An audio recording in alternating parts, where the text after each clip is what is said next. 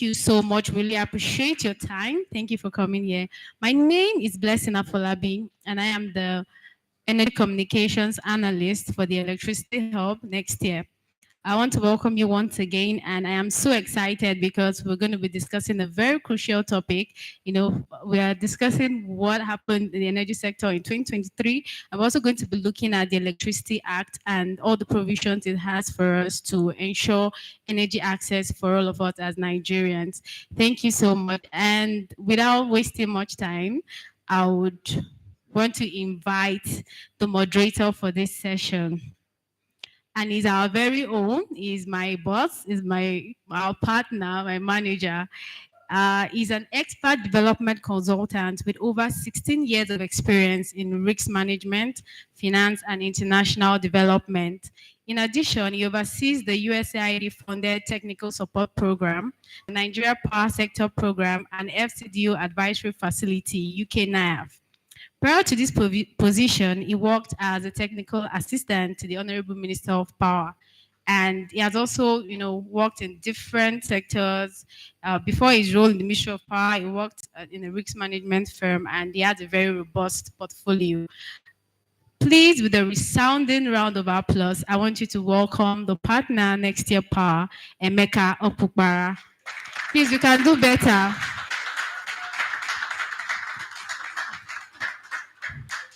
Thank you so much, Emeka. Thank you for joining us. So joining him on the panel, I have Chijoke Okwokenye. Please, with a resounding round of applause, let's welcome the Chief Operating Officer of the Abuja Electricity Distribution Company. Please, we can. So he also had a very robust portfolio. He has worked over 10 years in the energy sector. Before his role in AEDC, he was the Vice President of Engineering at Conexa.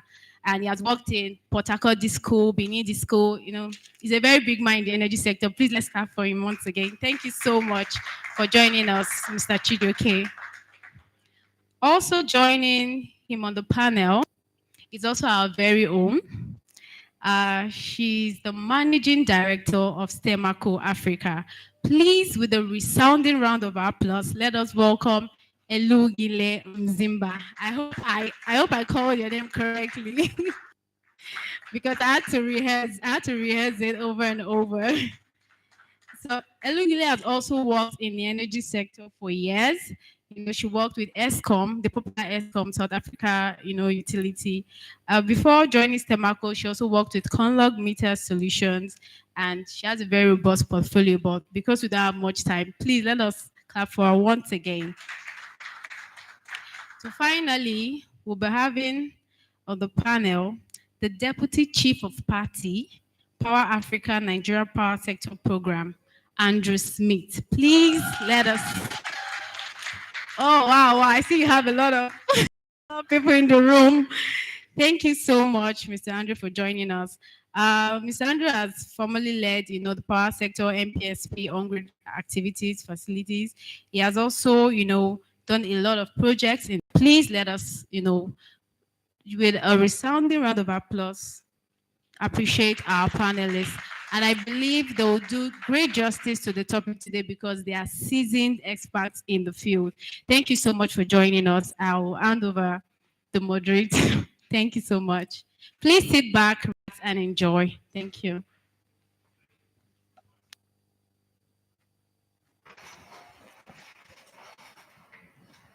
All right. Thank you, Blessing, and good evening, ladies and gentlemen. As the power sector goes, so does the country. We can all agree that if with an improved power sector, we have a chance to really get into the growth path that this country is meant for. So 2023 was a very interesting year in the power sector. There's a number of different things that happened, and I think the guests here today will talk about the various aspects of those activities in the sector. Maybe to open up, I hand over to the panelists to give us a 5 to 7 minute opening remark, reflecting what happened in 2023 in their individual businesses and also in the sector. Who do I start with? Maybe ladies first. Elu? Uh, Thank you, Emeka. Good evening. Respecting the room. Um, well, 2023, right? It was a continuation of challenges, honestly.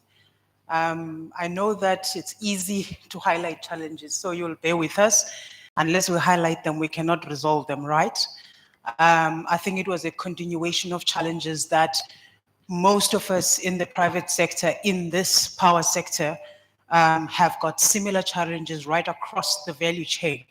And chief amongst them, the forex factor. That remains the biggest pain point because all of us are importing in one form or another. And as such, we are all feeling that pinch. And attached to that is the fact that we are all operating in a regulated sector whereby the cost or our pricing is regulated, whereas our costing is uncontrolled. These are the things that we find ourselves contending with. And you move on from there, and you find that in appreciating the regulation, sometimes it feels as if it's an over-regulated environment because you experience a lot of duplication between ministries and departments, and all of this is a cost that comes into your business. And over time, you raise and you wish there would be a better synergy between the government institutions. These are the things that speak to the ease of doing business in Nigeria, in this sector itself. And then you zoom in into infrastructure issues that you see.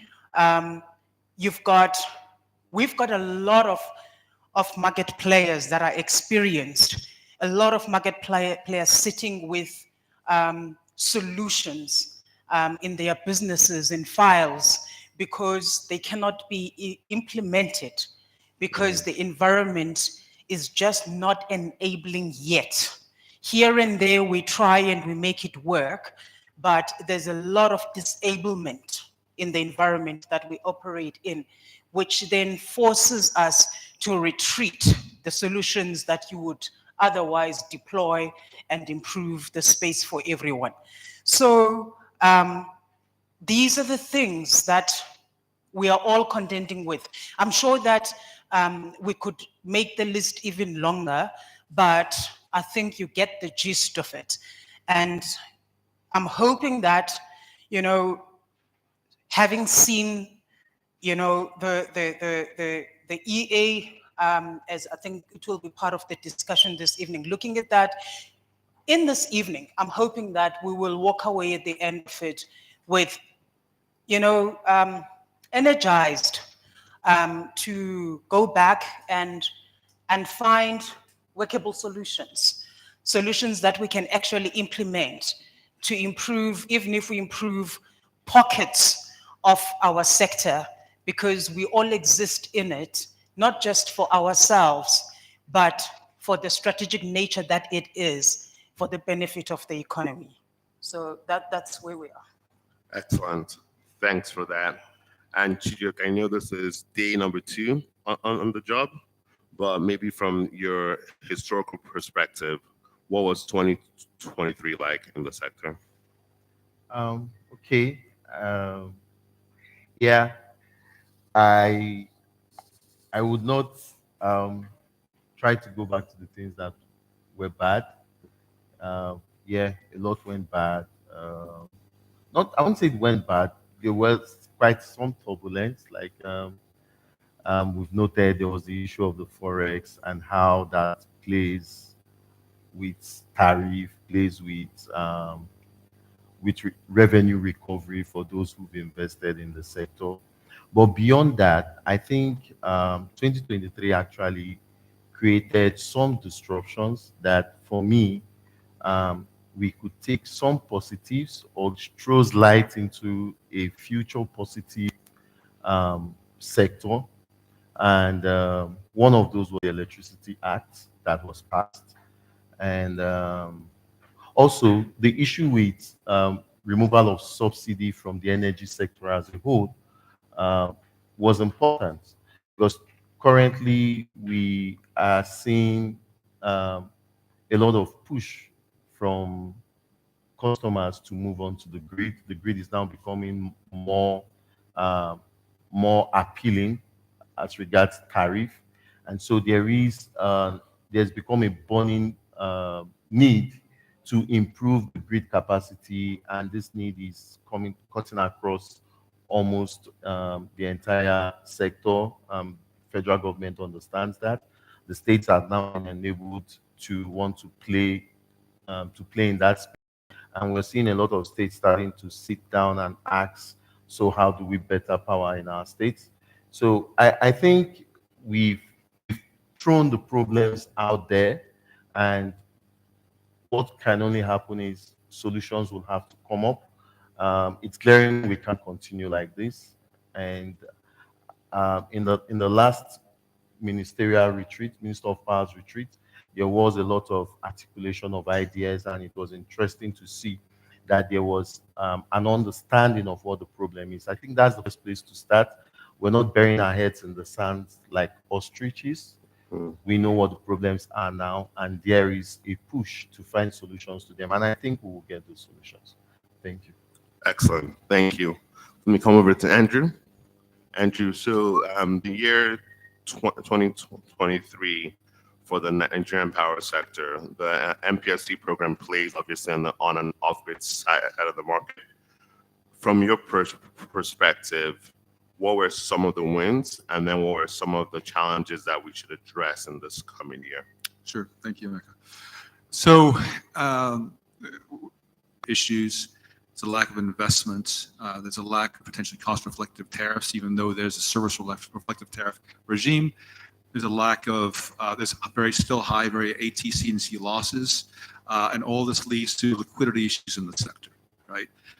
And if the sector has been structured as a private sector-oriented market, where the government is looking more and more to transition the obligations of the sector from the government into the private sector, ensuring that there is strong liquidity in the sector and ability for investors to make return of and on capital is very important, recognizing at the same time as well too that there is the need to address vulnerable customers and others, and also at the same time address some of the issues in regard to extending the grid, providing for great electrification, providing for improvement of electricity services, improvement of reliability, things of this nature. So there are a number of challenges that I think existed in 2023 and previously will go forward into 2024. But I think there's some really interesting things happened in 2023. Certainly the constitutional amendment, the passage of the Electricity Act, and also certain regulations required by NERC, for instance, of certain discos to have a requirement to meet some of 10% of their embedded capacity, the capacity through embedded generation. And as you take a look at what has happened in the electricity sector through these activities, regulation, and also legal obligations, is now providing an opportunity for a more granular approach to solutions.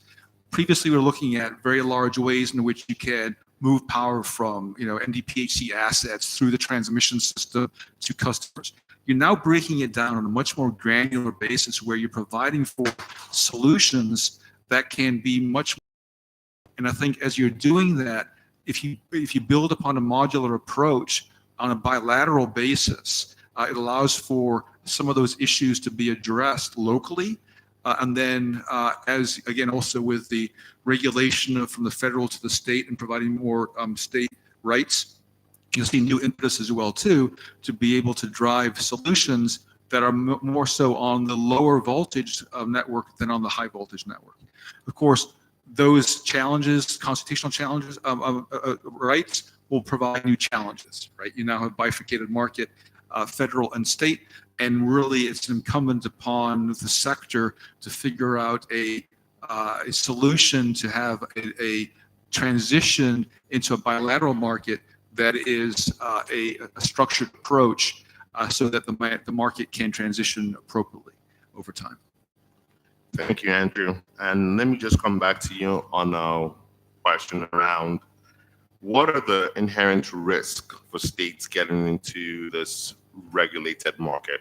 As Edu said, it's probably over-regulated. So when it goes to the state level, what are some of the challenges? And as a program, what's the program doing to address those challenges? Sure. So I think one of the questions that I think the NESI stakeholders are grappling with, and states will have to grapple with, really is what are they looking, what do they want to try and accomplish from these new rights? What is their state policy towards the electricity sector? Is it to increase electrification to their people? Is it and increase electrification rates? Is it improve power quality? Is it to try and address vulnerable customer requirements? And so I think understanding what those different policy requirements will be important to be able for stakeholders to be able to address. And then, of course, there's the critical issue of what is the power market design look like that mirrors the policy objective of the state governments. So it really is incumbent upon those state entities, those stakeholders at the state level, to understand what they want to derive out of their power markets and what is the best structure of a marketplace, of a market design to be able to allow them to do that. And of course, there may be some state investment. There may be, as you take a look at the obligations of DISCOs and how you unbundle those DISCOs within the different states, because so you can provide for states transmission, distribution, generation capacity, capability. How do you approach that in a systematic process and way so that you have an orderly transition from a single market to a bilateral based regulatory market and also markets themselves? And of course, there's also so there's that aspect, and then building the capacity of each of those state markets to be able to govern their market in a way which is transparent, so that you can also bring in investor capital into those markets. Because again, the more, since you don't have precedent necessarily at a state level, investors would like to see precedent. They like to see regulatory certainty.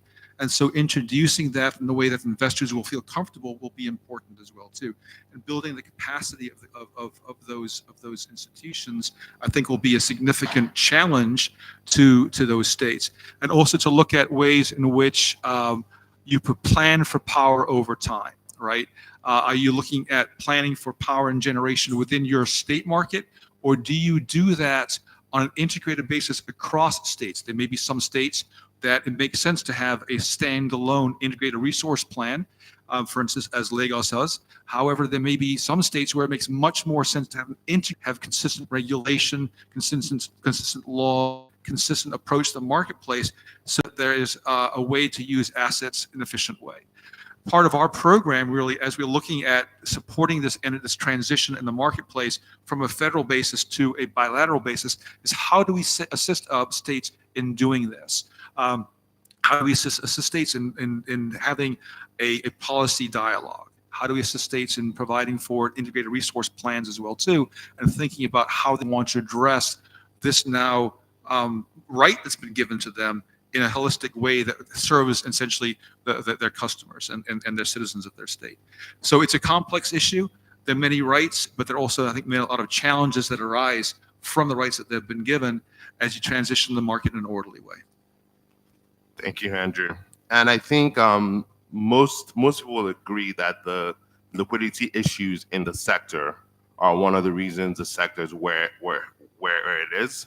So I wonder, Elu, looking at revenue assurance as to solve this issue. I know Semeca has been very profitable or very dependent on the off-grid side with the mini grids you guys currently have.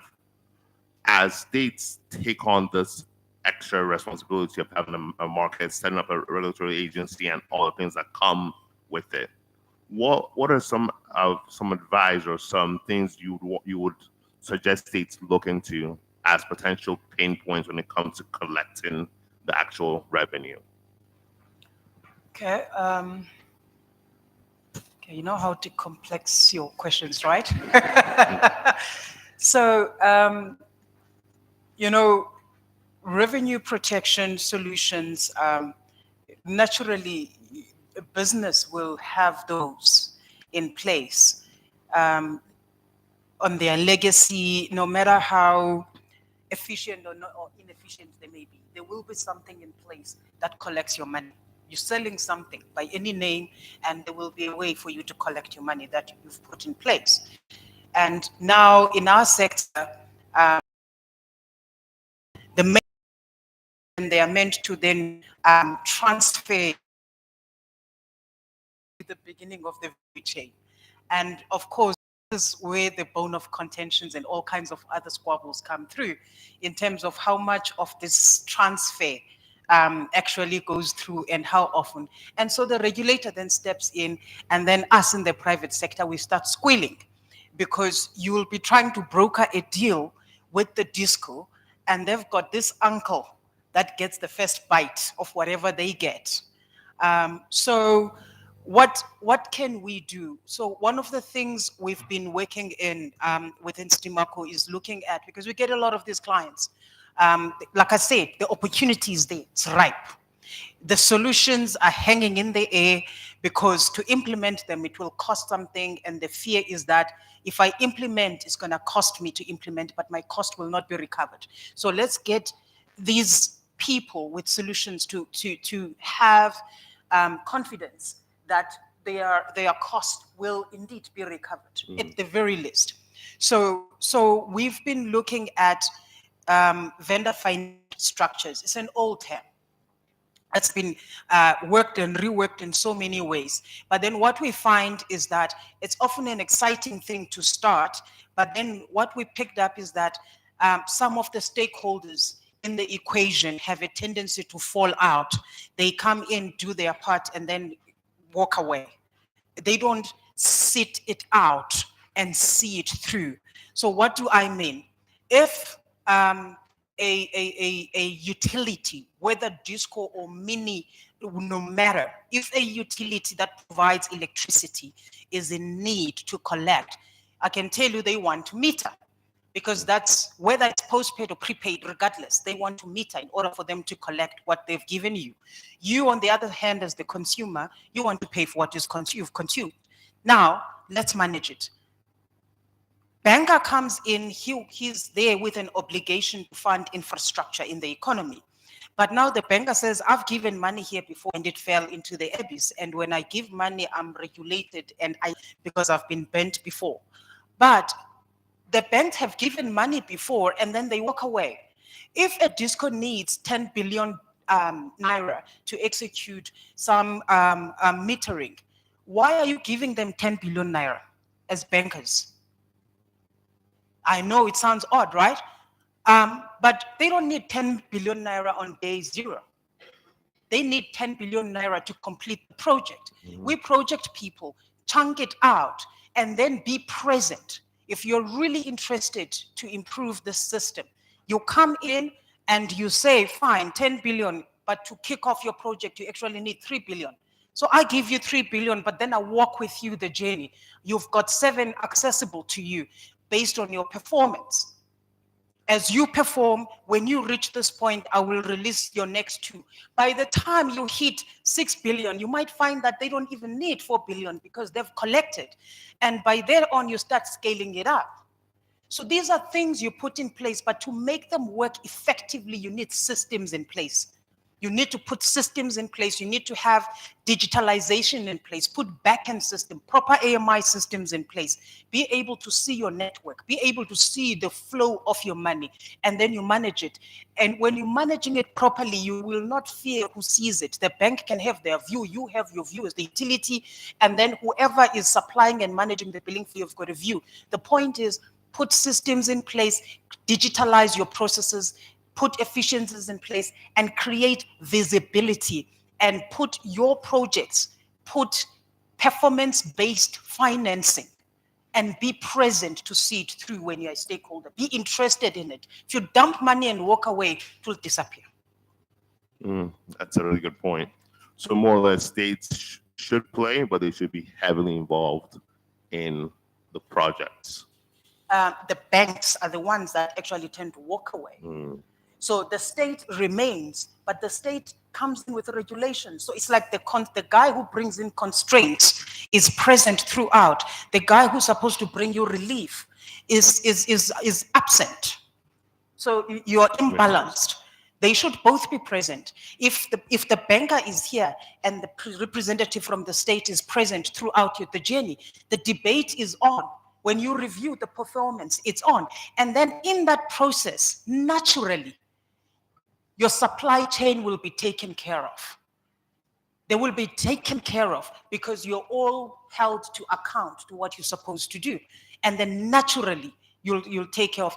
And the regulator, when he wants to take away the money that has been collected, the banker will be like, but we collected it because this collection came because we had put the systems in place.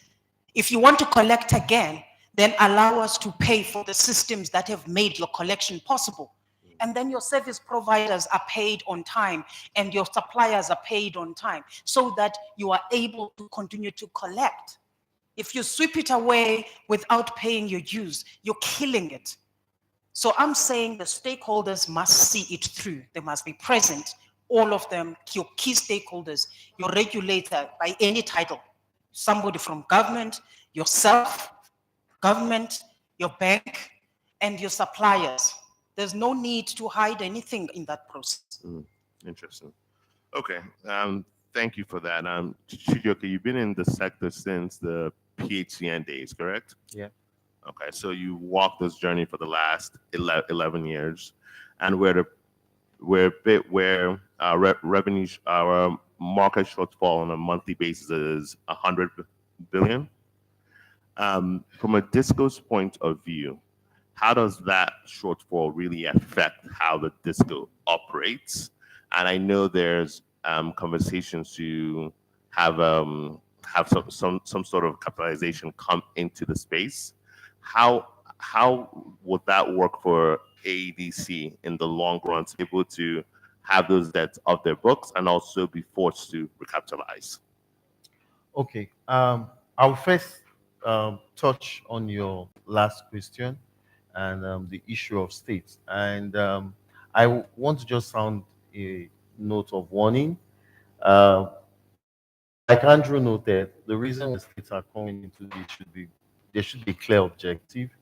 A number of them think this is an opportunity to come make money or come take over discos.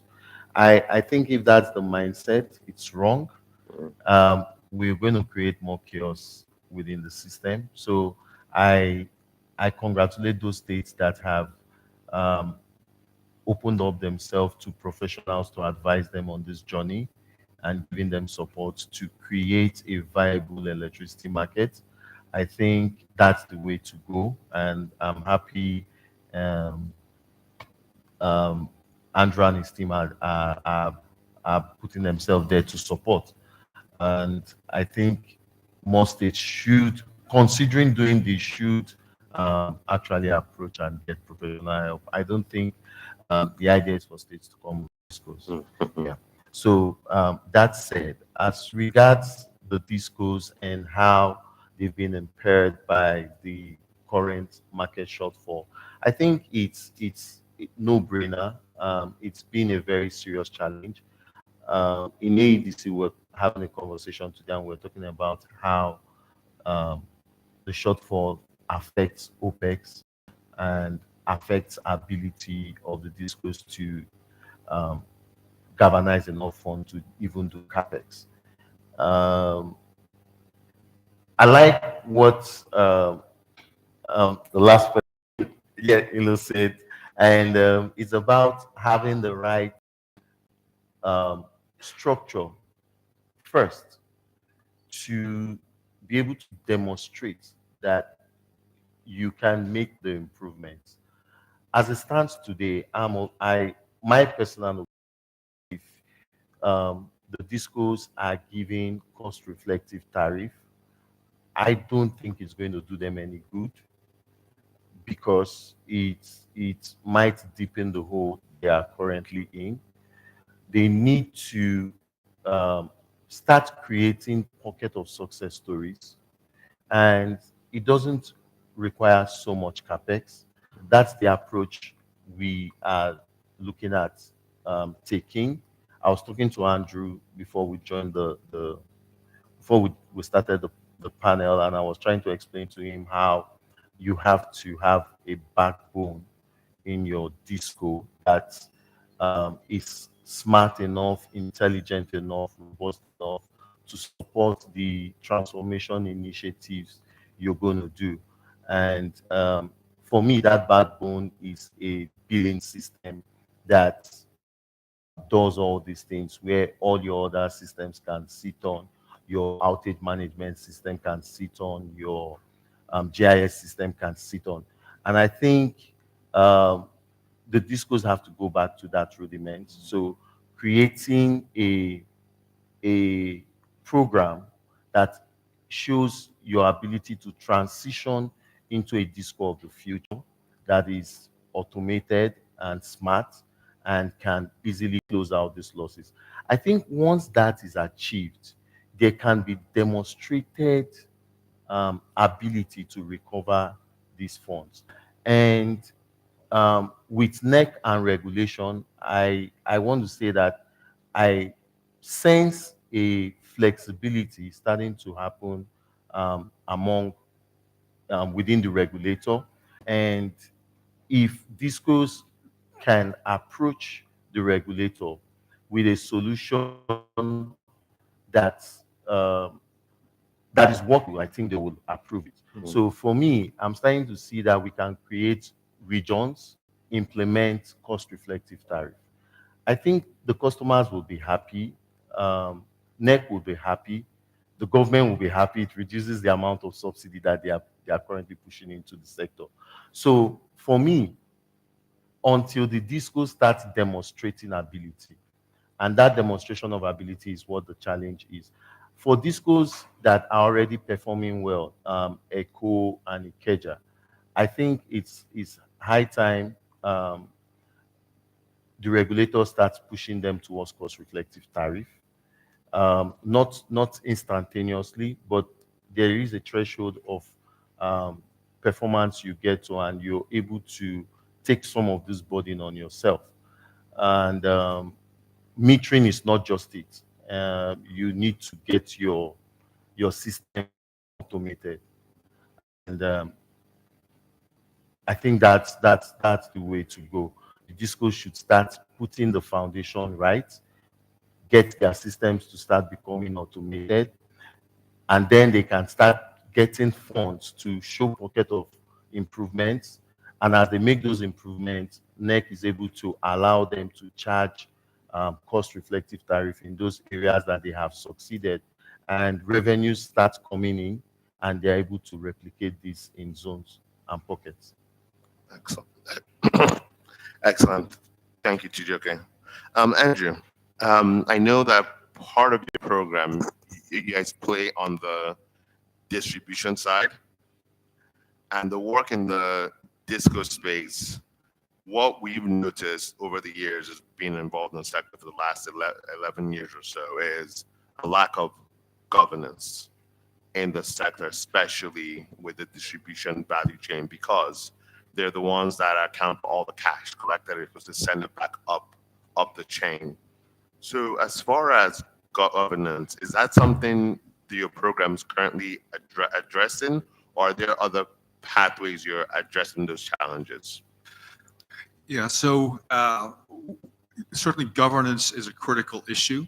And for us, governance is both at the disco level, really, and it's at currently at NERC, because you have really, in order to be able to have a tariff structure that works, you have to be able to have a regulator that is able to look at the reasonably incurred costs of the discos and understand what that totality of cost is, and also of TCN as well too, and then provide a tariff that reflects those incurred costs as well as a reasonable allowance for losses, with providing an incentive for those discos to be able to reduce losses over time, right? So, and therefore reduce tariffs over time. So we think a fundamental really is the ability to have that regulatory structure and methodology in place that is transparent and visible, and have a regulator that's able to exercise its jurisprudence over the distribution sector in a way that is predictable as well too, and followed its own methodologies. And so certainly on NPSP, we do work with the regulator in aspects of the MITO, and in also looking at the DISCO performance improvement plans, for instance, and aligning those also with TCN in a way in which is, again, a coordinated view that you look at the buildup of costs at a DISCO and see how they can, in fact, improve their performance over time, and ensure there's alliance between the PIPs of DISCOs and the PIPs of TCN to also try and improve the ability of power to flow from the high voltage to the low voltage system and improve coordination amongst those. At the DISCOs, and our focus, we have focus on those, Abuja, Echo, Acacia, and Port Harcourt. Ryan there is instituting some of the things that we've been talking about in looking at some of those ATC&C losses, because it's critical that you reduce those ATC&C losses in order to be able to have tariffs that are reasonable for end users to be able to pay. So we look at it the same way. I think Chidoke was looking at it just now. How do you find those low-hanging fruit that you can be able to easily access? And for us, that is that billion collections component, right? Because that doesn't take the significant amounts of capital investment that you need in order to be able to reduce some of the technical losses that you might need on your system. But as Chidoke was saying, you need to have systems, you need to have data, you need to be able to have not just data, but clean data, clear data, and the ability to analyze and interrogate that data in ways that allows you to be able to have an operationalized and have an effective system. So again, part of our program is to try and work with our key DISCOs, as well as other DISCOs as well too, to try and institutionalize some of those capabilities so that they can start driving efficiencies in their programs, in their DISCOs. And I loved what I've heard from the panel. If you talk about this issues as being more granular, and perhaps instead of looking at very large systems and struggling to deal with the billions of dollars that one has to deal with, if you break it down into smaller systems and get wins on projects where you can look at a system where you can inject embedded generation in an area, improve performance around a feeder system, and then cycle that cash back into the DISCO, and you replicate that over time, that creates more cash flow that can then be invested in the system. And again, you start dealing with those technical losses afterwards, or maybe in parallel, because you want to try and improve those feeder systems as well too, so that you can improve your service level tariffs as well. So we see that as a holistic solution that can be provided. And again, we think that is a way that allows for those DISCOs to be able to address critical issues in their system in a way which doesn't demand massive amounts of capital. I do like the approach, though, of having the lenders and the bankers side by side with the DISCOs as they contemplate what needs to be done, because in any kind of situation, you need, very, very good working relationships between the lenders who provide the money and the people and the teams that invest that money.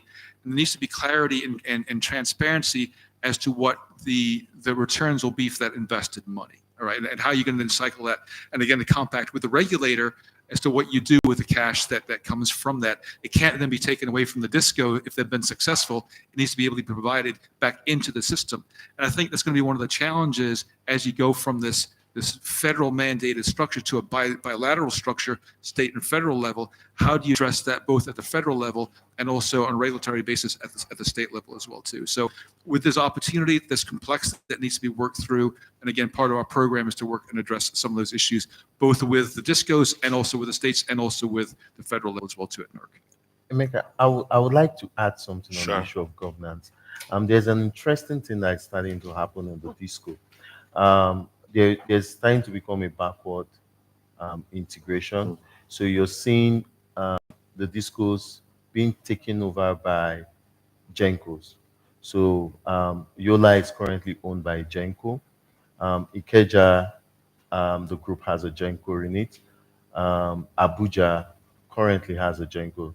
It's now making the issue of governance become priority. Um, the Gencos now understand that for us as Gencos to be viable, the distribution has to be viable. They have to collect. They have to pay back the entire value chain. So I see an improvement, a very big improvement in governance starting to happen. It's no brainer that the most performing disco in the country is a Keja and has a Genko. So even when they start talking about bilateral, it's a conversation that is aimed at achieving viability, and yeah, it helps governance. And even as we try to roll out distributed generation projects, it's one thing we are looking at engaging those embedded or distributed generation in. For you to set up your generator, you should have the intention of investing in distribution. So this infrastructure has to come in, and it also plays into what we are saying. All the partners have to be present. So you're not just going to put a generator for me there and walk away. You must have a stake in it. And we are saying when you bring in this generator, you will make investments in the distribution. We will have a way of passing this on as part of the generation tariff, and everybody owns the process. Excellent. Sure. Without over laboring, I wanted to say that the Genco interest is birthed out of lack of visibility. Going back to the need for systems in place, because if as a disco you've got systems in place that provide transparency and visibility of what you are doing, then you are able to provide access to your key stakeholders for them to be able to see what's coming. There is no reason why Gencos that supply you with power cannot have some access of visibility of your collections, of how you are performing. Because if in a functioning value chain, that would actually give them an indication of how you are growing, and therefore tell them to start investing in preparing for this growth trajectory that you are in. But then I guess you have to be in a growth trajectory, right? In order to do that. But the visibility is important so that we get rid of this abyss that nobody can explain, where money disappears into, when we know that actually if we make it work, everybody wins. There's no reason for that not to happen. And lastly, if I may touch on, I actually think that I appreciate the anxiety amongst the discos with the state level controls that are being introduced by E23. I appreciate it, but I actually think it's going to bring about a very interesting season into the market, a season of competition, a season that is going to force us all to sharpen our pencils and perform, because there's such an opportunity, a beautiful opportunity for the discos to maintain their relevance. Because if you're looking at it, why can't the discos, there's nothing stopping the discos from actually franchising their own currently allocated spaces and run ahead of the system. If you wait and you don't do something, you're going to get trapped, and then they will pass you. embracing renewable energies. They've been functioning by themselves on the side and they've been surviving. So if they are now being embraced into the system, if you as a disco, you embrace them first, because let's be honest, the market is too big for yourselves as the discos. You've proven it by your own performance. It shows you can't service everybody right now under your market. You've got areas like Kogi. How many people do you really, exactly. Let's be honest, you are not able to have a proper reach of your currently allocated market, which is locked for you. So why would you want to do this? To what end? So what you do, take advantage of what the current act is giving you and run ahead and start issuing, sectioning out portions and giving it to private sector players that would be able to come in and fund and capitalize the place and fund it and maintain it and put power in there. You still collect your money and then you just make sure they're able to collect. But then the regulator will have to play part here, because this issue of being so careful around cost reflective tariff is pulling us backwards. Because what are you really scared of? Honestly, what are you scared of? If you spend, you must recover. What are you so scared of? What is it that a cost reflective tariff will do that will destroy anything at all? Think about it. It can only do us all better if it's implemented. And in that process, if you fear that there are people who can't afford, this is where then you supplement. But that's another conversation. Yeah, Emeka, I'm coming from a developer space. Yes. I was in the disco. I went out to become a developer, played in a mini grid space, and then I'm coming back. I would collaborate what she said about the reluctance of the disco to open up their space. It's funny when I was out there, it was something I really couldn't understand why discos were very reluctant to allow people bring in capital, invest in their network, open it up, and then everybody wins. I had a fund of almost $100 million, and I was begging discos to allow me make investment. But I'm back there now, and I also can see what their fears are. And one of the major fear is ability to control and manage the franchise when they come in.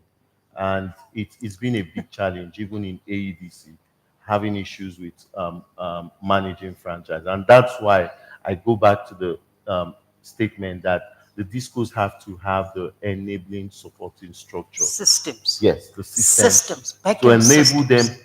manage this, to enable them have visibility, so that this can be done. And as per cost reflective tariff, I think the biggest fear is a component of the tariff is ATC and C loss. I'm sure we know there's an allowable loss that is passed on into the tariff.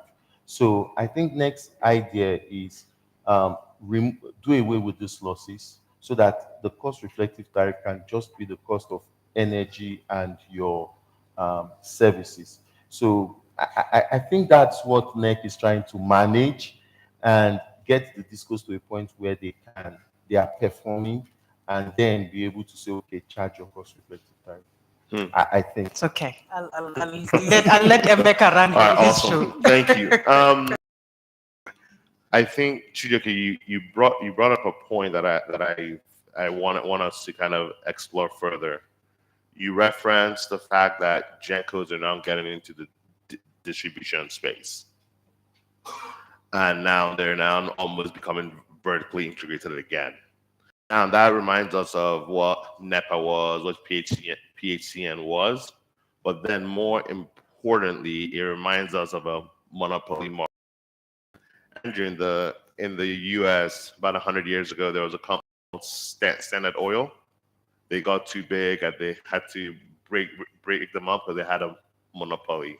Is there a fear, or could there be a fear of energy companies setting up these sorts of monopolies, and now once NERC unleashes cost-reflective tariff, they can now charge whatever they want, and they can become predatory in the marketplace?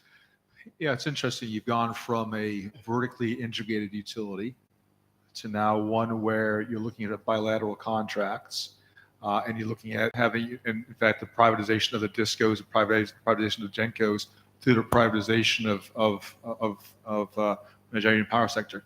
And now you have companies recognizing that the way that they manage the risks attend in a generation company is to actually also own the disco company, because that is where the cash flow is generated, right?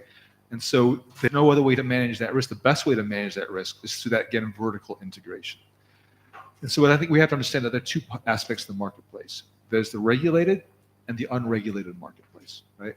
So the regulated marketplace will stay in place, and there needs to be critical oversight of that regulated marketplace by the regulator to ensure that the tariffs that are being required are reasonable, are being incurred, are reasonable, because not everybody will be able to go into the unregulated market to obtain their power, right? It's going to be a market maturity curve over time. So there will be a role for the regulator, and we think it's really, really important that there is still very strong capacity and capability at the regulator, both at the federal level and also now at the state levels, to ensure that there is an ability to have oversight of the regulated aspects of those businesses. Now, that of course needs transparency. That means data. That means the ability for the regulator to be able to have access to data provided by the discos in a systematic way that it can be analyzed and reviewed. And of course, then you can make up tariffs and provide tariffs on a systematic basis based upon data and data that's provided to you. At the same time, you have C&I customers who are looking for power, looking for opportunities that are either non-served or unserved. And I think it's a huge opportunity for, again, discos and investors to be able to manage their generation investment by not only selling to those discos, but also selling to those C&I customers.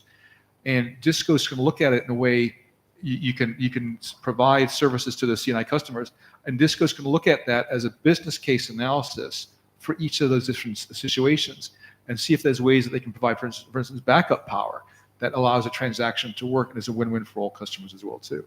So I think there is a role for this. It perhaps goes against the initial tenets of what was expected when you had a breakup of the marketplace between generators and distribution companies. You now have that reintegration again. You are going to have that oversight. But really, that's really, I think, the main way you can engender investment into the system, because the generators have to be able to see that they can manage the risks intended with the generation business at the same time. Excellent. Thank you. Just wanted to talk around the breakup of one of the, I guess, the most critical part of the value chain, and that's TCN. As states become to be energy independent, there's a pool to now get more regional collaboration.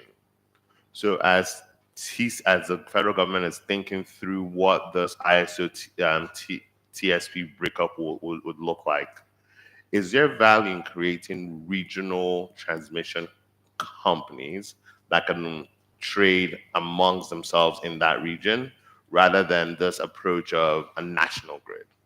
Yeah, that's an interesting and very complex question, right? And I think the Electricity Act did look to the unbundling of TCN into a transition service provider. And I guess the question then becomes, is it one TSP, or is it a number of regional TSPs, right?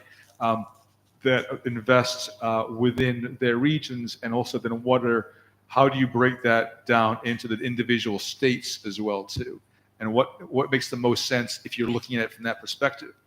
But that's the physical wires aspect of that business. And then of course you then have the aspect of the market operator and the system operator, who then has to manage the flows of power from generators and distribution companies, and make that balance, both essentially on the wholesale market, right? So again, you're creating these two different markets. You're creating a wholesale market, and then also you're creating more of a retail market. And so I think that it is a very complex question. I don't think there's any solutions yet today as to what the best approach is. Is there better to have one wholesale market driven by one TSO, or is it better to have regional markets as well too? And looking at power flows from outside Nigeria, to the extent those are available, to complement and augment power as it's developed in Nigeria as well too. These are complex questions.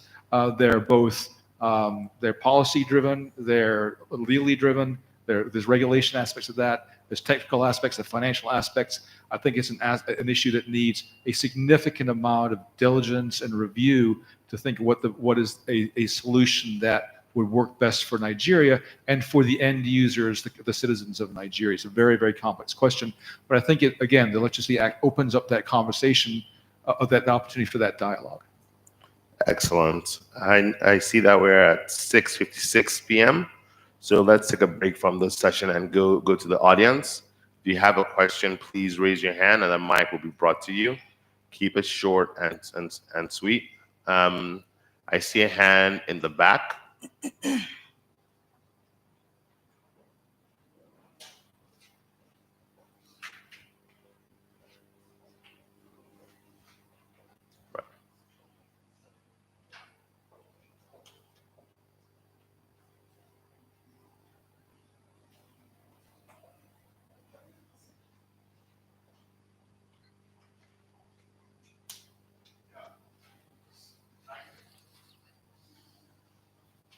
Thank you.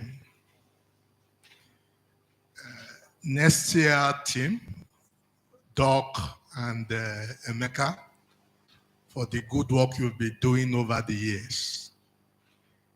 I came from a sector where willing buyer, willing seller at one time was the buzzword. For you to sell gas to generating company, there must be willing buyers, willing sellers who will pay a competitive price. And that price we were told is somewhere in the region of about $3 plus per million BTU. But go to Airy Hub, that same energy is sub $2.50. In the power sector where I've been part of for a number of years, all I hear is cost-reflective tariff. Cost-reflective tariff. MDs, Timco, and Chijoke were able to, in a way, situate things when we talk in terms of ATC and C. In the sector that is dependent on dollar-naira exchange rates, this tariff that is cost-reflective has been a mirage, just like the gap between the black market and the official rates. I looked at MITO 2024, using Abuja Disco, for example. Your projected tariff was about 120 something per kilowatt hour. You were given around 68 for the category of customers that I belong, same as it was in the previous year. Yet, your ATC and C is in the neighborhood of about 40, 45, which have been made to pay for, which other customers are paying. You have a plan to meter few billions of naira. It's been restricted to around 65,000 meters over the next 4 or 5 years. The aggregate of the metering provision for all the discos in Nigeria, I think is about 1.2 million, representing around 20-25% of even the gap that has been identified. Cost-reflective tariff.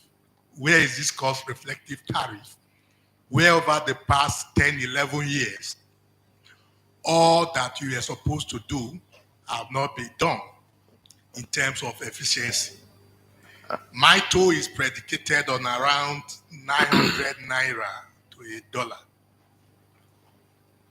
And with that, we said there is already a gap leading to some trillions of naira Hello, a sir. subsidy.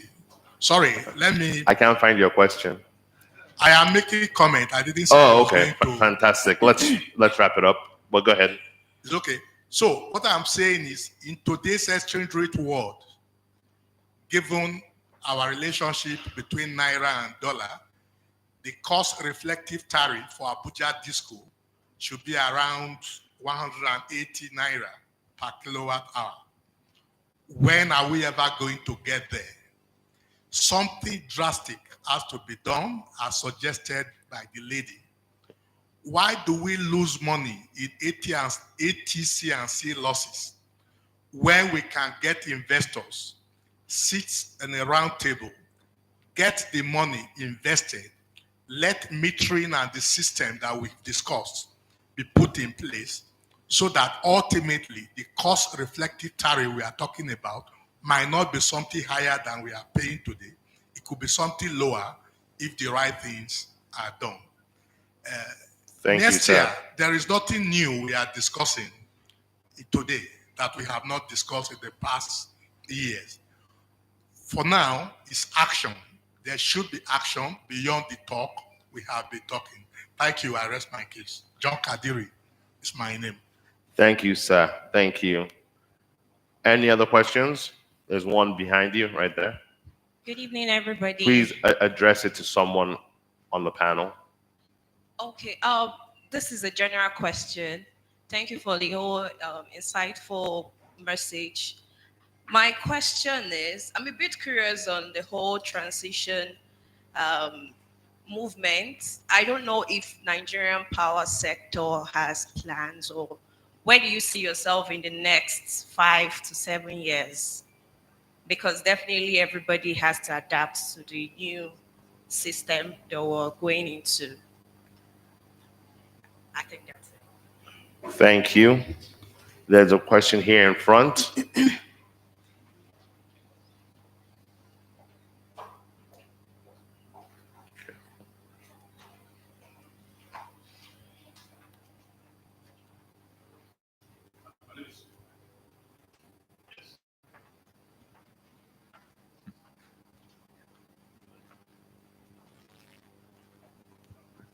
All right, thank you. My name is to Chijoke. The Electricity Act has also created, some relevance for renewables that stakeholders like yourself, I want to ask, how ready are the particularly discos? What take about grid on, renewables, being plugged on the grid? Are we ready? Are the infrastructures? What's the outlook? Thank you. We'll take one more question. Right there. With the new Electricity Act, how can the state governments be more involved in this particular policy? Because as we know, the grid is owned by is the national grid. So what type of role can the state governments actually play in the energy sector? Thank you. So let's come on stage. Maybe Andrew, do you want to take a stab at the energy transition question posed by Oge? Yeah, so I think the energy transition, clearly the important thing, I think there's, as Nigeria looks at expanding its access to electricity, expanding the opportunity for electrification, doing it in a way which is a tariff that is reasonable. Certainly reducing ATC losses will allow that tariff to happen. But I think really it's looking at ways in which you can use the resources of Nigeria in a way that allows developed for the marketplace generally, that market. Now, I know that looking at their investments, they're looking at it from a perspective also of energy transition and the obligations that they have internationally on reducing the net determined contributions. So looking at ways in which you can align that sector with those international obligations that have put forth I think is going to be a challenge for Nigeria over time as it looks to try and decarbonize its marketplace. That's an interesting point. There's a conversation that's beginning to pick up around the fact that Nigeria is probably going through two energy transitions. The first is the one that everyone's going through globally, reducing hydrocarbons and things of that nature. But on the back of that, you have a transition that should take place where there's 70,000 megawatts of generation that's off grid. Off grid meaning powered by diesel or petrol generators.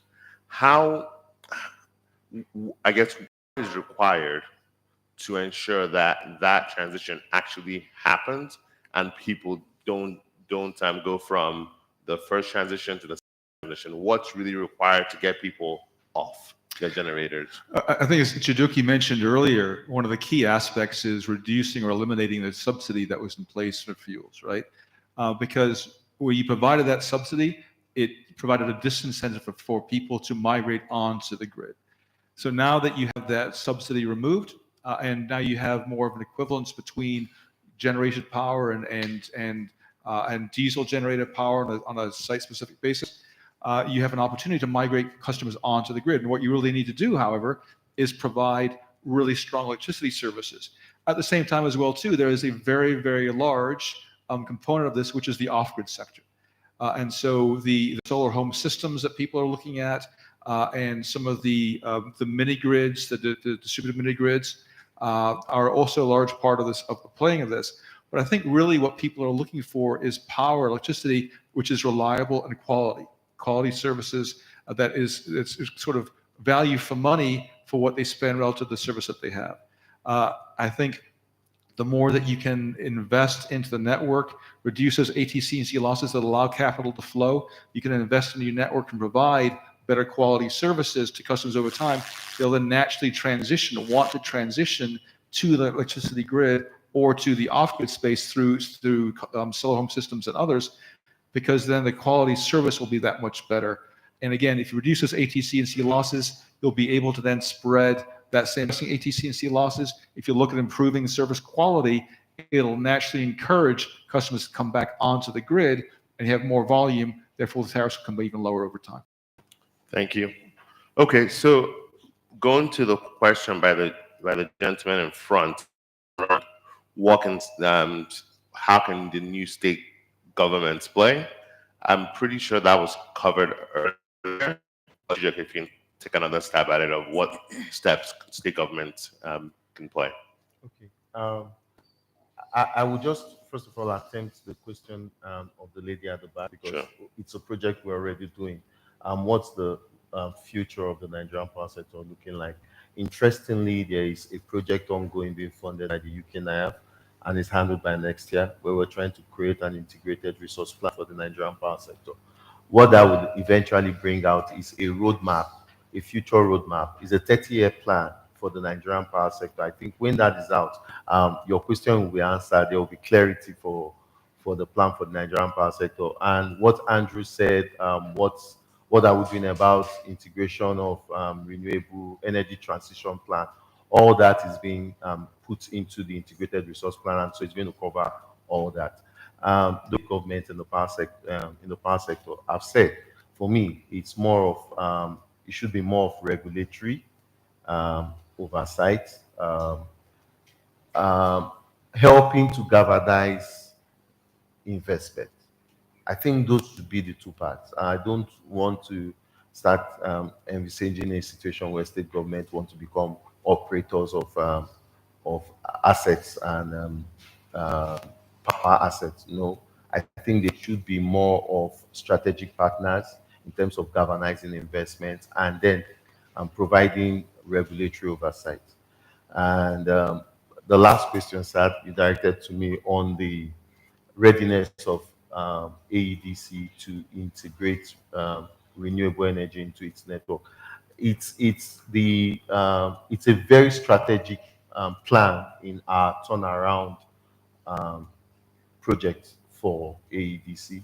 I was having a conversation with Andrew earlier, how we see distributed renewable energy sources as a strength for us. Distribute discos in the north. Good enough, we have the land, and we know that there are so much funds out there that is chasing renewable energy. So we're going to take advantage of that. It's actually a strength that we intend to take advantage of. Thank you for that. Let's go back out to the audience. If you have a question, please raise your hand.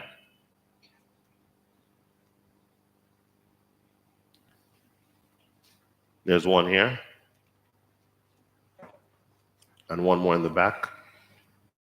Well, thank you very much. Mine is not a question, it's a comment and a brief one. I want to really say thank you to the madam there. I think you really nailed the problem on the head. Like somebody said at the back there, we've been talking about all this problem all this year, and it's the same thing. And I want to be, or I want to also commend Chijoke for being really, really transparent today, despite coming from this school and nailing the real problem. And like you said, if we just go back and take it in small measures and then improve on it and then work on the CNC, I think it will be great. But by the way, my name is Adebayo John from TCN. Thank you, sir. Question in the back.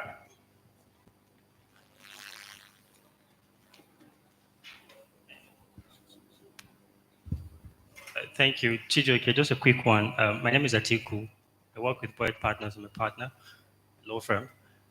So I just want to know what is the outlook for discourse under the Electricity Act, assuming Niger and other in your franchise area are to enact their own market and license new discourse parallel to existing ones.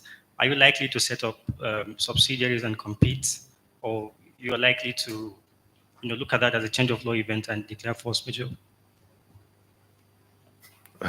Sorry, to complicate that further, Chijoke. From a point of view of a disco, wouldn't a disco make more money or be more financially profitable if they were a wholesaler in states that are not performing well with 70% ATC and C losses? If you drop the power at this bus bar, you can then collect based on the agreement rather than going to inside and trying to collect. Okay, so I was doing a SWOT analysis last week on the disco business, and I recognize the Electricity Act as a threat, but I also recognize it as an opportunity. I I don't I'm not going to compete. I'm not going to put myself in a position where I'm going to compete. My mindset is more of a collaborative engagement. So proactively, we're already um, putting together plans to engage with the states. And like Emeka noted, I always ask myself the why of a thing. And even the question Emeka asked Andrew about should we do a national grid or a state grid, the first question I'm going to ask is why do we want to do a state grid? What's the reason? What's the problem we're trying to solve? So in sitting down with every state government, the question is what is the problem we're trying to solve? And honestly, trust me, there are collaborative ways to do this. Emeka just mentioned one. We could stop at the gates of the state and create a system that operates within that state. There are various strategies that can be employed, but what you should know is we've been in this business for long. There is nobody that can do it better than us. We have the skill, we have the historical experience. Just think of it. So we still remain the best people to operate the system. We will open up, we will bring in partners, but I think we're still the best partners for any state to work with. Excellent. So, Chijoke, before you leave, drop your phone number so we can call you when they have outage issues.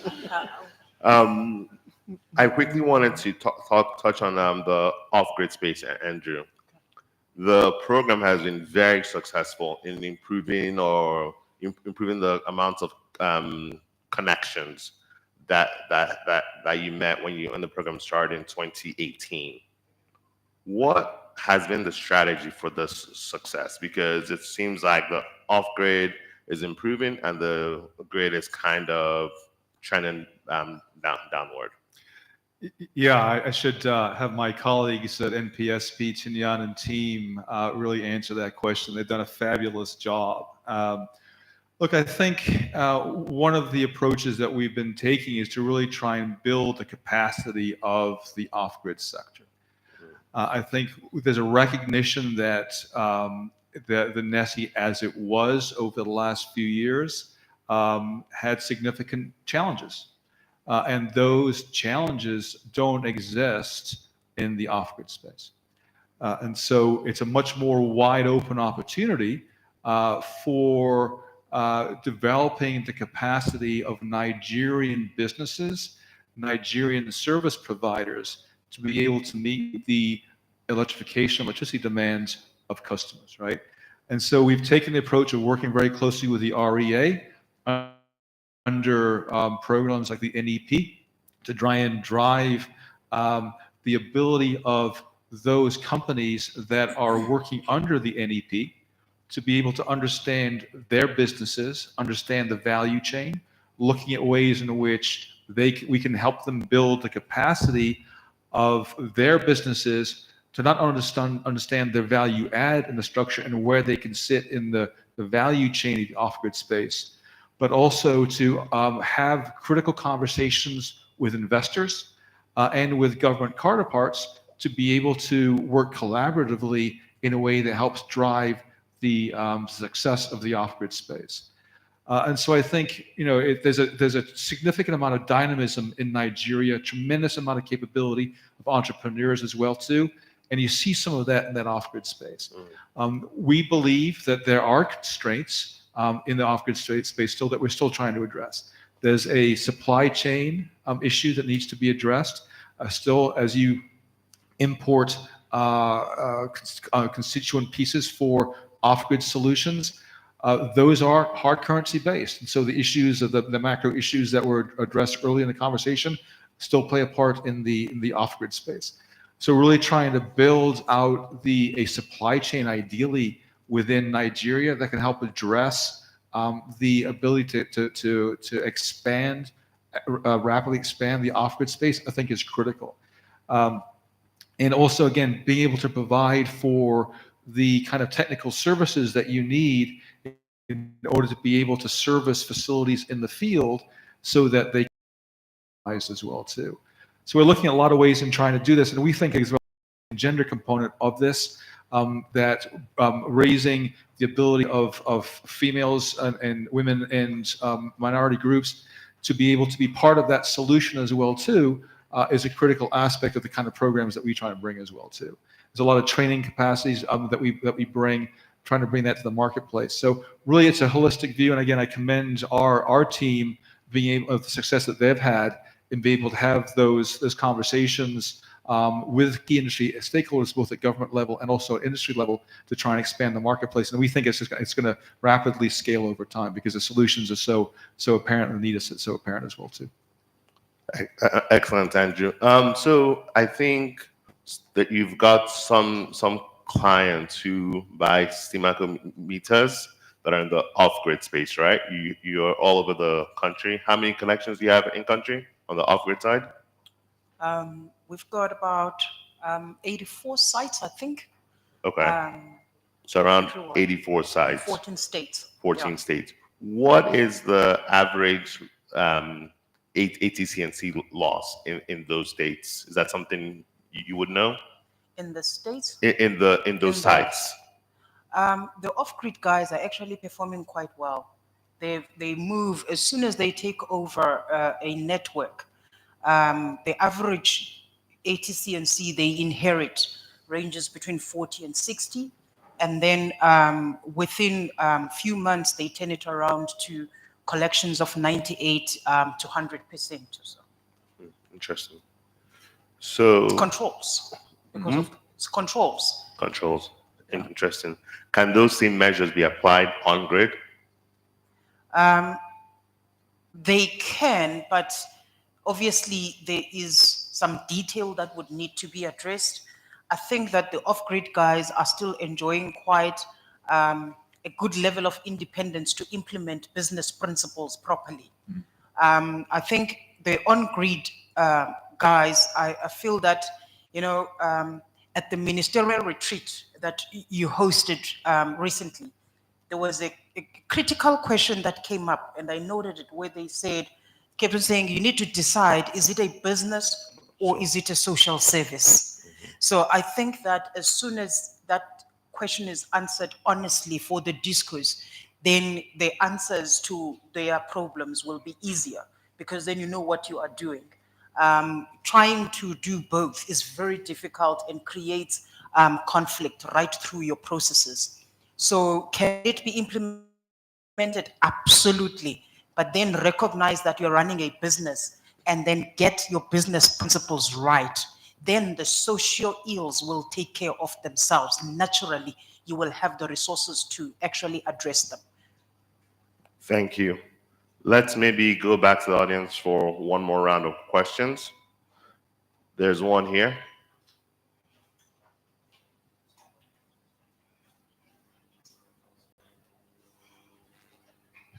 Hello. Hi, my name is Patrick Okibo.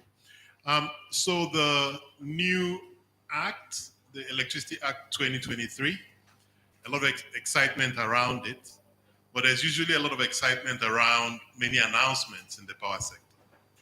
So assume I'm naive, I don't understand a lot about the power sector. Maybe you, Andrew, can you explain to me what's different this time?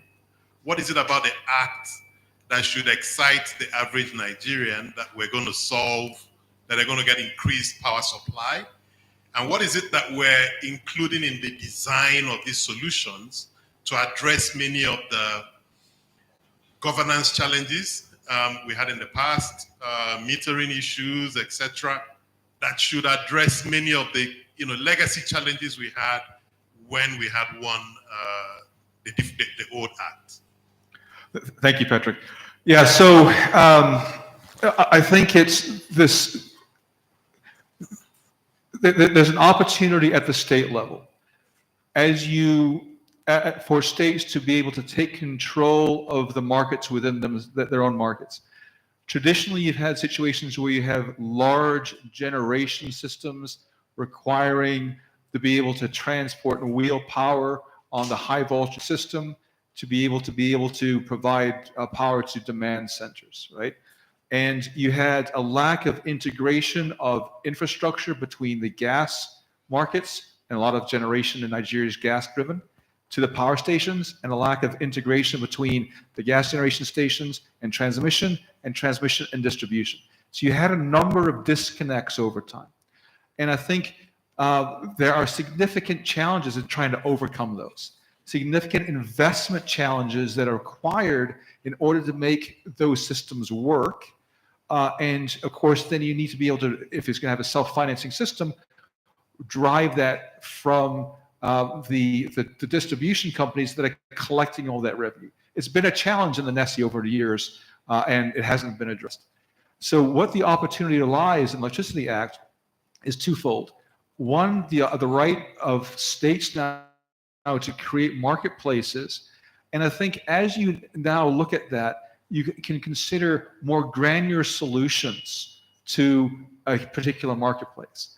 And the state governments working with the distribution companies, and the distribution companies themselves looking at business cases around both meeting unregulated and regulated customer requirements.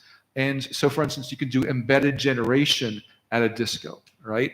And you can take a look at the embedded generation opportunities and how do you meet your customer service requirements and provide service levels to them where you can gain cost, you can obtain cash flows based upon a holistic view of a business solution that you've had. Now, of course, that requires stepping back as well too and figuring out, well, what is it that the state needs to do? And so that means developing policies specific to a state or regions that make sense given the assets of that region and demand of those regions and the ability to flow electrons. and then also integrated resource plans, as we're talking, basically either on a state level or on a regional basis, that allow you to take a look at and refresh the marketplace on a more granular basis. And then really trying to drive some of those granular solutions instead of dealing with projects that are $500 million US dollars in the hard currency associated with that, having much more granular solutions, and then also being able to integrate not only solar, but also perhaps a lot of the hydro projects, the mini hydro projects that exist, and having those play a part in some of the local state opportunities as well too. And so I think, again, there should be more energy, when I say energy, enthusiasm, I should say, both at the state levels and also within discos to now reconsider their marketplace, reconsider the opportunities that are available to them, partnering with private sector investors who may be able to provide a solution to an unserved marketplace or an underserved marketplace where both the investor benefits, the customers benefit, and the disco benefits as well too. So I think there's opportunities for that. Now, of course, there needs to be a regulatory compact that sits over the top of that needs to work, that needs, I think, to allow for private sector investment to work. And I think that critical point that was made earlier, in that states have to, I think, understand where they play their role. Is it taking control over that system themselves and trying to provide services, or is it really looking to play a part where they are looking to create the enabling environment that allows for investors to come in and for distribution companies that are now have incentives to create bottom line impacts to be able to do their business. So I think it's an opportunity for that. And at the same time as well too, you still have the off-grid sector space as well too, which can continue to grow. So for me, I think it's a bit of a sea change and it creates opportunities. Excellent. Thank you. So it looks like there's some questions coming in online, and I'll go ahead and read those.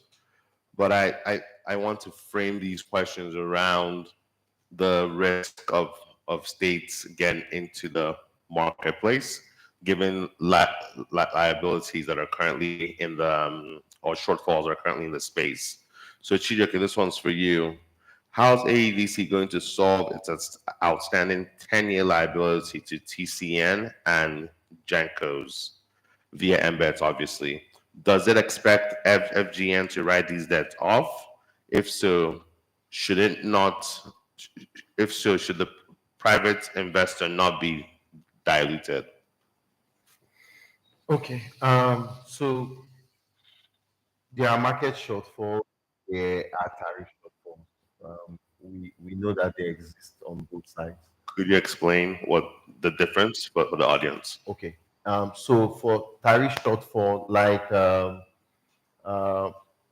the gentleman at the back noted, our cost reflective tariff currently is about 100 and almost 130 naira per kilowatt hour, but the regulator has allowed you to charge an average tariff of about 68 naira per kilowatt hour.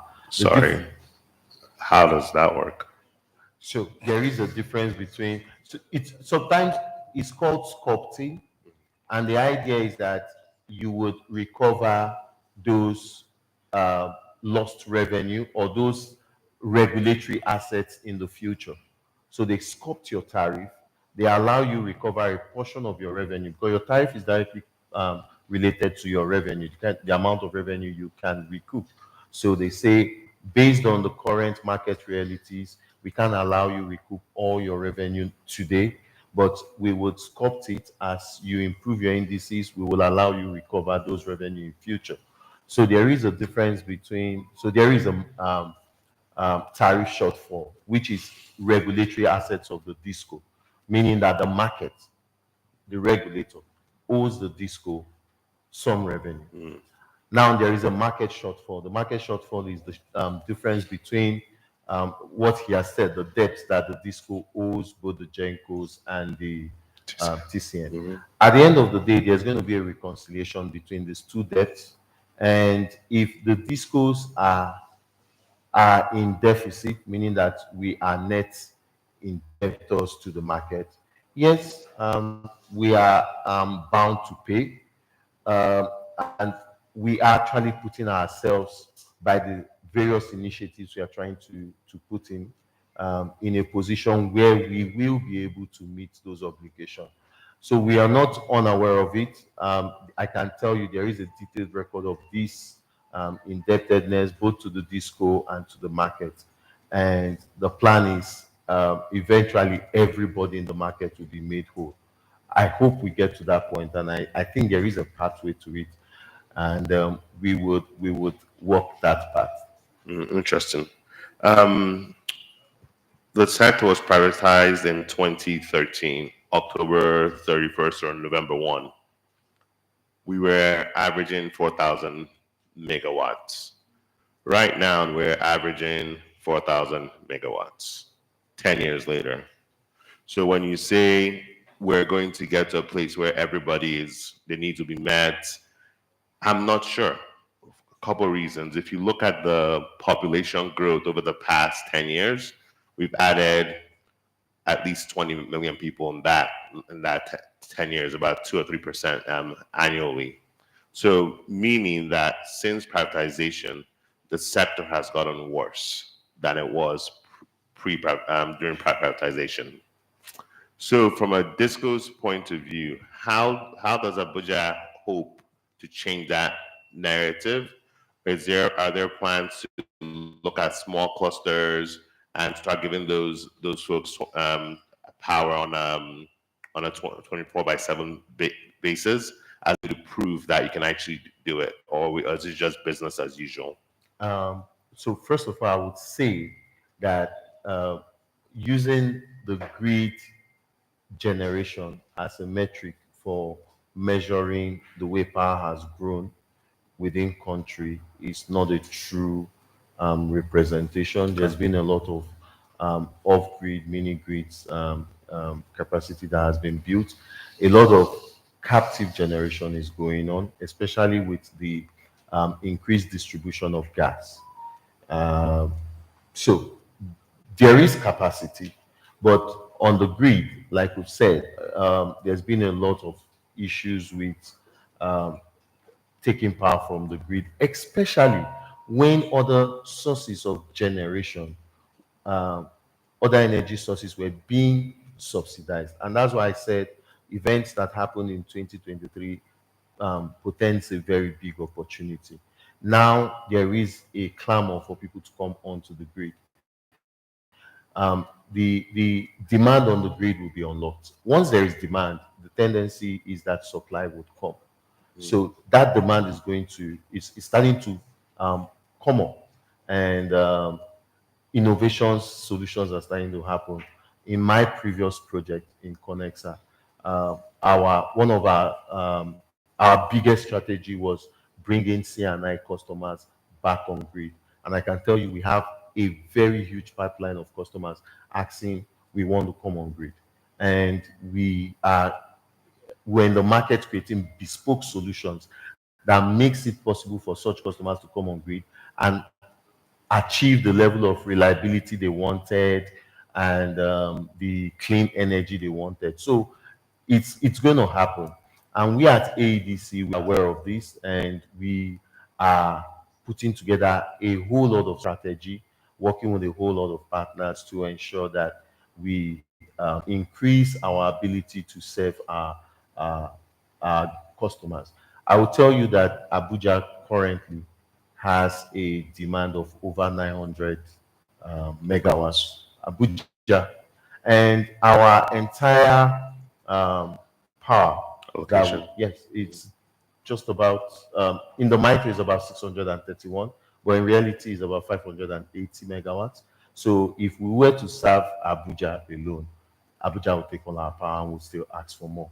So the issue is not the demand. The demand is there. The issue is about making that demand become viable and return the revenue for that energy. And we've understood it to this level, and we can then start creating the solutions to those problems that is hampering this.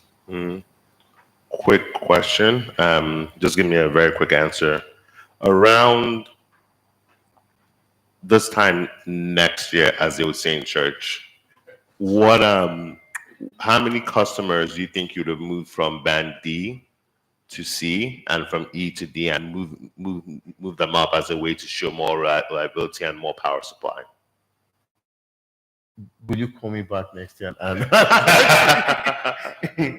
anyway, the fact is, we have a plan to make all state capitals within our franchise area 247 areas in 1 year. I can tell you that there's a plan in place for that. And So February 1st, 2025, power everywhere. all state capitals. Okay. Yeah. Interesting. Okay. That's good to know. There's obviously been the amount of theft that goes on in the disco is very, very large based on either very scrupulous individuals or the NEPA2 staff who essentially are attached to a disco in one way or another. Ilu, given this issue, there's the criminal justice piece in Nigeria is not that stringent, right? They might get taken to the police station 3 hours later. Is this something that in other parts of the continent, what happens to people who steal power? Okay. Nigeria is a democratic country. Is it what? Democratic. It's a country of democracy. So, all right. So you've got, because I make it as I tell it as, or I say it as a joke, but you've got my past life customers like Sudan, where they said this is how much money they had, this is how many meters they're gonna install, and if anybody is found bypassing, we chop your head. Wow. And so they installed 1 million meters, and nobody bypasses because they chop your head. Interesting. And then you've got your democratic states then where if you steal, you've got a lawyer, depends if you can afford to get yourself out of there. So, legal institutions are enforced as far as is permissible by the political system running the country, really. Now, is it unique to Nigeria? No, it's not, because most African countries are democracy. So you've got even the styles, but the ill that is quite common is unemployed graduates. You've got in Africa, we've got too many unemployed, gifted technical graduates who have made it they create their own income. If you're not going to create it in the economy, they will create it parallel next to you. So what they do, they make it their job to study your meters, and the first one to crack it will be known before you know it. It's bypass. So you've got a lot of engineers that just do that and make their money in there. So it's similar. It happens here, it happens everywhere else in Africa like that. So is it a justice system? I wouldn't go so far, but what I would like to highlight is that it can be controlled. I sound like a broken record. Put systems in place, create visibility in your network. These solutions are present right here today in Nigeria. In fact, if you don't have one, I've got one for you, honestly. If I can just take that liberty, I've got one for you. But put systems in place, create visibility in your network, because at the moment, there's still too much manual labor in the discourse. Yeah. And you don't need that. That's a cost. I'm not saying retrench, not by any chance, but you reallocate, you restructure, you optimize your processes. Instead of your field engineers going out randomly to go check and look for bypasses, you've got systems that tell them where to go and go and investigate bypasses that you've already identified in your backend system. And then from there on, instead of them coming back and creating a long list of non-compliances or long issues, they are able these days on the field, update on the field what they've done, because it's not always a bypass. Sometimes there's a problem with the meter and your engineers can fix it on the spot, and they update it on an app on the ground. So one of the things I really enjoy about Nigeria is the way Nigeria embraces technology.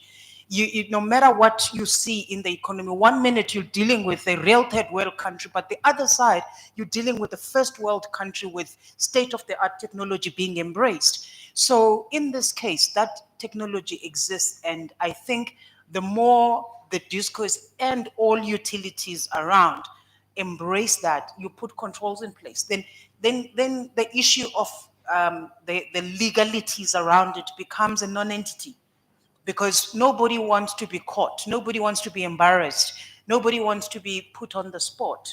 So if they realize that when they steal electricity, you catch them, so they don't, because not that they can't afford it, they steal it because they care, you know, put controls in place. Interesting. Okay. There's one more question, and then we'll go to open. Yeah, thank you. My name is Chokrusi. So I'm curious to know actually how advanced proliferation of these off-grid solutions could, on a long term, affect grid stability as well as tariff for on-grid customers. So, could net metering come in to create a balance? And then lastly again, um, should we be looking at in Nigeria with the current Electricity Act that will have grid, and what role will TCN play in that? Excellent. So what I'll do is I'll have each of the panelists I want to attempt the answer. So, as you take a look at net metering, that requires, we talk about data, we talk about understanding your network, we talk about SCADA systems, right? You need to be able to understand the flows of electrons on your system and be able to have a system that allows you to be able to meter power flows on a real-time basis for you to be able to understand the value of that net meter, both to the customer and to the system. And so you need that granularity again as well too, to really understand both controls, systems, data analytics in order to be able to take advantage of a structure of net metering. You also obviously need to have the meters in place, and you need to have the ability of that energy to be measured across the system. From our perspective, we don't think the Nigerian discos are there yet, or TCN is there yet, because again, you have to develop those fundamental systems and put them in place, and the ability to be able to understand and analyze that data. That doesn't mean that Nigeria can't get there, but we think it's part of that maturity curve over time.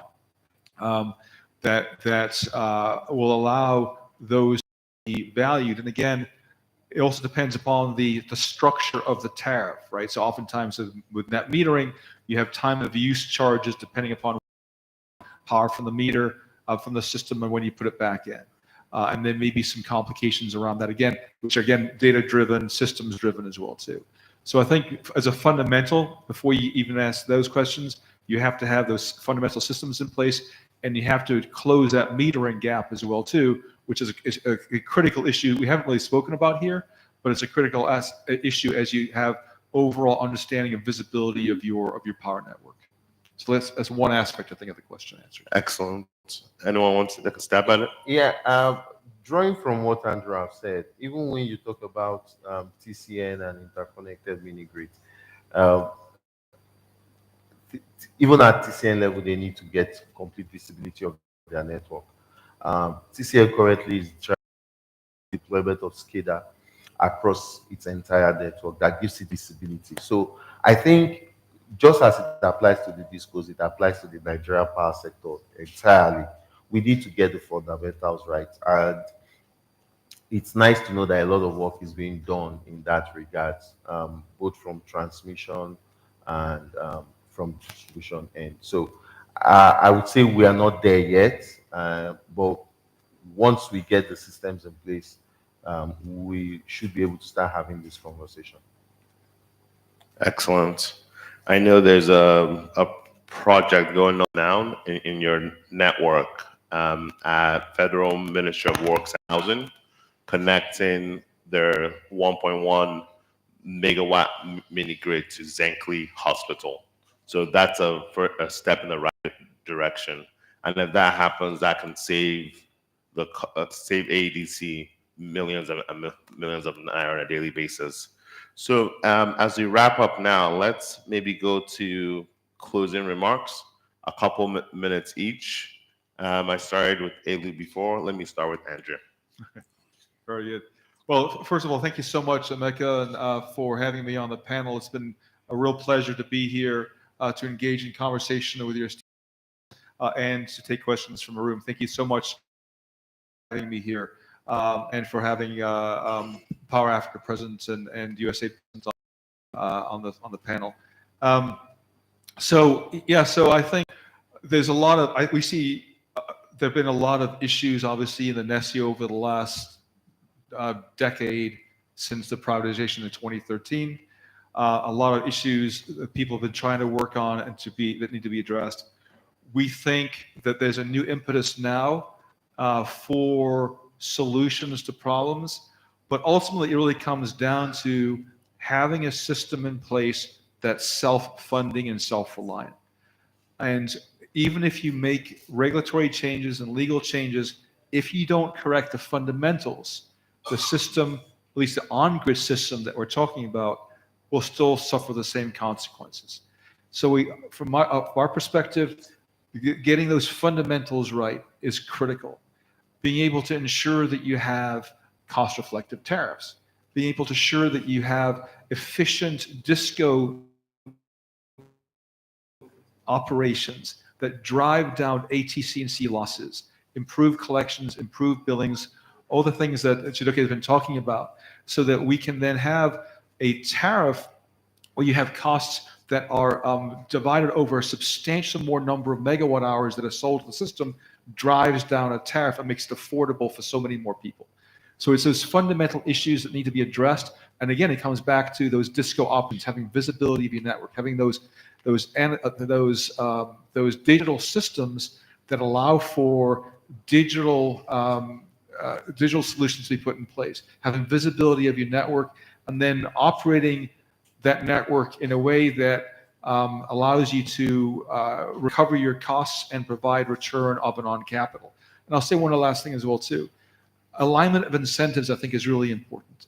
And so it's alignment of incentives within the DISCO itself as well too, so that you have all the employees of the DISCO aligned and having visibility as to what their actions are towards the overall strategy of the DISCO. An understanding of the issues, and I think now there's an opportunity for those issues to be addressed, and certainly the regulators at both the federal and state level have to play that part. Thank you, Andrew. Over to you, Chijoke. Okay, thanks, Emeka. Thanks, everyone, for coming. I think the takeaway from this is that there is hope. It looks rough now, but I am very positive that there is hope. We would get it right, and we all have a part to play. If there's something you must take away from today, it's the fact that when there is energy loss, when your neighbor is stealing, when you're not paying your bills, you're contributing to the problem. You're increasing the ATC&C, which is increasing tariff and discomforting everybody. So I'm speaking as a DISCO now. Please, let's pay our bills. Please, that's the only way we're going to get the system to work. Thank you. Excellent. A little bit to you. Thanks, Emeka. I think last year for forcing us to have these conversations, and solutions are progressively coming through. So appreciate it. I think this sector has shown some amazing milestones from the days of privatizing into DISCO And through the years, with all the headaches that it came with, but there were so many victories. There were so many milestones achieved that other countries are still trying to figure out on how to even do this privatization thing, how to do this. So there's a lot that has been achieved. And I think that even passing the EA23 Act itself is an indication of progressive evolution, because it's embracing the shift that is happening in the global energy space, and it's embracing all the players have now a recognizable space to play. I think that acknowledging that and recognizing that will allow everyone to see the opportunity that it brings about, and I look forward to that. And of course, controls, interconnected grids controls, everything. If you put controls in place, you're able to create a success story. And just to close, I think I have a request to next year. I would love to say, I would love to sit when, because you'll probably have it, when you are assisting the states to define their identity in this EA23. That keeps on coming up, whereby it seems as if some of the states are trying to understand, how do we play? How do we come in? Where do we play? Are we competing? Are we collaborating? What's happening with us? Because they've been burnt, they've been given discos. Some of them did not get even enough power to create an economy. So to them now, they believe there must be a way to create economies in their states. So what is that? I think that conversation needs to be had. But great evening. Thank you very much, everybody. Excellent. Thank you. Thank you, panelists. Another round of applause for our panelists. So to sum it up, I want to leave us with a few, like 5 or so main words that's part of the things we need to really look at. First is we have to improve the governance in the sector. If we don't improve governance, none of these things will happen. Second, we have to improve transparency, meaning it's clear what a Genco sends to TCN to a disco. If it's not clear, there'll be doubt, and once there's doubt, investment capital will flee. Third is coordination. There's really a key challenge that we've been talking about for the past 10 years. Different players in the value chain, they're not talking to each other, they're not coordinated. So which leads to mistrust and waste. We have to coordinate better. The last bit is on what Andrew talked about. You have to get your fundamentals correct. You have to ensure what you're charging for power makes sense and people can actually pay for it, and the ones that don't connect because they cannot afford it. And we have to make very strict principles for people who steal power. The last bit is around revenue assurance. If we don't get money in this power sector, we'll keep having the same conversation year in and year out. Right now, the market shortfall is 100 billion naira on a monthly basis. Imagine by the end of the year, we're looking at a shortfall of 1.5 trillion naira, which is 8 or 9% of the federal budget. That's incredible money just to pour back in a system that you're not getting much out of. Thank you so much for coming to the dialogue. Let me welcome. Let me welcome. Let me welcome Blessing to do the closing remarks. Blessing, over to you.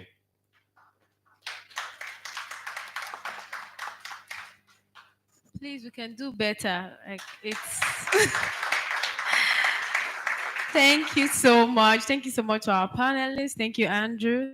Thank you, Emeka. Thank you, Chijoke and Elu. Thank you so much for doing justice to the topic. In the room, please, a round of applause to yourselves. Thank you. Please, before you leave, kindly network and discuss with anybody here. You don't know what opportunities are lying, in wait for you. And before you leave, do well to take your refreshment and then enjoy the evening. Thank you so much and see you at the next dialogue. Have a wonderful evening.